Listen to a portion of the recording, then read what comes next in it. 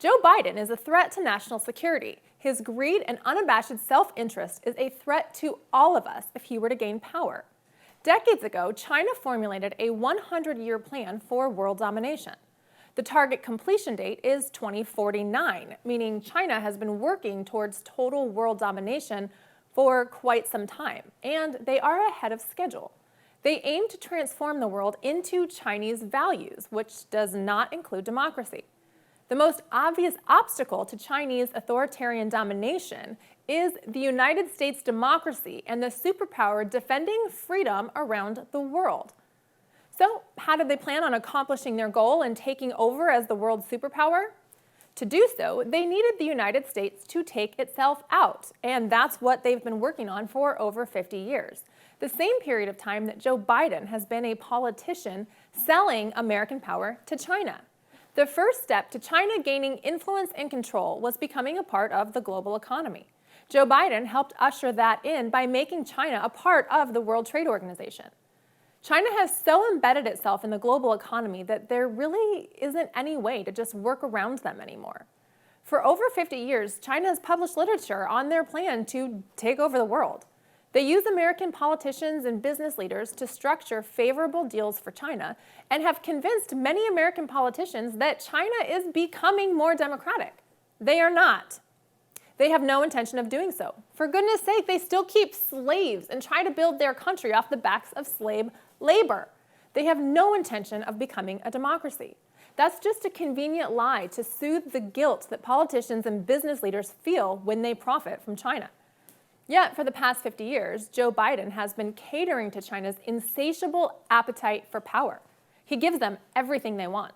And that's why China supports Joe Biden for president. How bad of a candidate do you have to have our communist adversary desire you win election for president? Let's face it, Joe Biden is part of China's plan of usurping the United States as the world superpower. It's not that they can pay him off, get him to acquiesce to their self-serving requests, or siphon America's power for itself and use it against our democracy. No, they do all of that. But Joe Biden isn't so significant that they strategically chose him. The fact that he isn't significant is exactly why they endorsed him. They need someone who's totally out for himself and won't pay attention to the ever-encroaching influence of China on the American way of life. All they have to do is find a politician greedy enough to line his own pockets at the expense of the American way of life. That's been all too common in D.C. Joe Biden is not the exception. He's been the rule. What China doesn't need is Donald Trump, the great disruptor. Trump disrupts the way Washington has done business for decades, and he does it all out of a love for country. Trump's not after money. He already has that.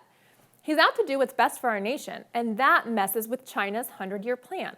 In order for China to deceive Americans into ruining our own democracy, they must rely on a president who's only out for his own interest. China is banking on the greed of capitalism to destroy the United States, and we certainly have that potential.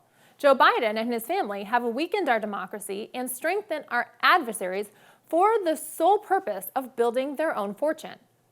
Were it not for landmark historical figures such as our founding fathers, Abraham Lincoln, and yes, Donald Trump, individuals who believed the vision of a nation greater than the sum of its parts, a nation who serves as a city on a hill to world leaders and imparts truth and justice to those who will receive, a beacon of hope to the world and an example of the power of the human spirit. So what is the single greatest threat to national security surrounding the election? Candidate Biden. If elected, he will sell our freedoms to China. If you have any questions you'd like me to ask the panel, send your comments and questions to weeklybriefing@oann.com. Remember to watch Weekly Briefing every Saturday and Sunday at 2 p.m. Eastern. Thanks for watching.